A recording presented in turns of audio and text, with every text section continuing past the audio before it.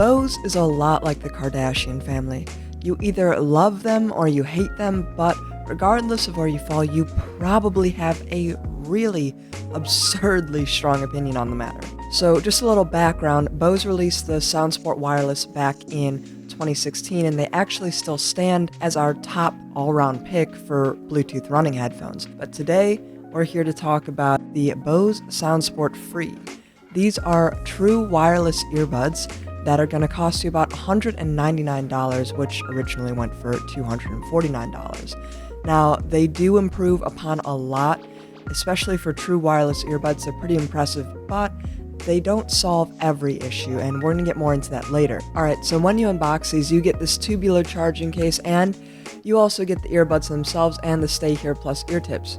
They include a micro USB charging cable, which is fine, but USB-C would have been appreciated. Looking beyond the bulbous nature of these earbuds, they do stay in really, really well. The wingtips are grippy and comfortable. Oh, it's ready to connect. Though these are constructed from plastic, the Bose SoundSport Free are durable. The IPX4 certification and high-grade materials mean that these can withstand most workouts, save for aquatics. And the included charging case is sturdy, plus it provides an additional 2 full charges to the earbuds. Alright, so the connectivity isn't quite as dicey as, I don't know, like a game of Yahtzee, but it's not great. Also worth noting, they don't support aptX yet, so there is that audio-visual lag, which can be annoying for your Netflix and chill sessions. The Bose Connect app supports the company's Bluetooth products and has a peculiar option to nickname your device. Its Surprise Me function is intriguing to say the least, with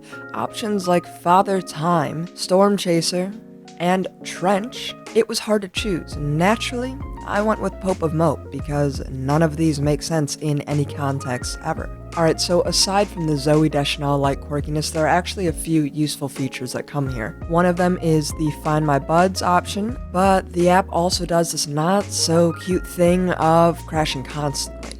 I actually had to uninstall and reinstall it 3 times before it worked reliably, and now that I've gotten to that point, I never use it. Bose lists the earbud's standalone playback time at 5 hours, whereas alternative earbuds last for 3, maybe 4. I was actually able to get a consistent 5.5 hours out of them, and since the charging case adds an extra 10 hours of battery, you shouldn't really be worrying about the longevity too much, especially because, when you're not using them, you're gonna want to put them back in the case. They're, despite their large footprint, pretty easy to lose.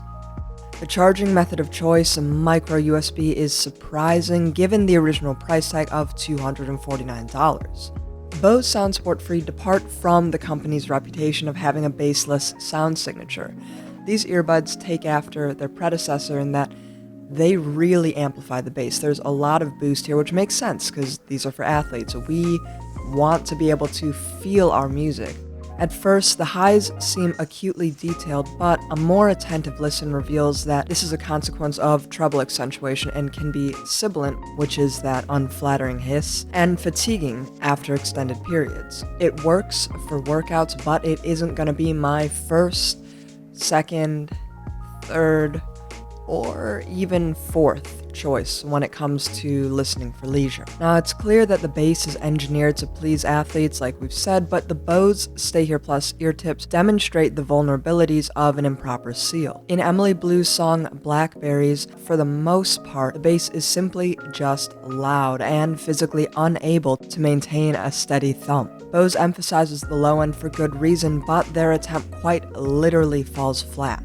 For the current moment, radio stations across the US are blasting AJR's Sober Up, and admittedly, I actually really enjoy this song.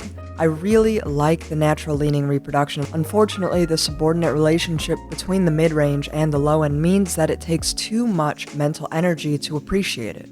In Baseball by Hippocampus, the filtering of the highs is most apparent during the first verse. Nathan Stocker's guitar picking comes through clearly. High-pitched frequencies resonate as his fingers travel up and down the fretboard. This is appealing within the context of baseball. However, in Antonio Vivaldi's Four Seasons, the violins quickly lose their charm, instead becoming irritating. Now, there's no way around it. The $199 price tag of these suggests opulence, and though nothing about the SoundSport Free is the dictionary definition of awesome, like the SoundSport Wireless, they're good to great at everything, making them stand heads and shoulders above the competition.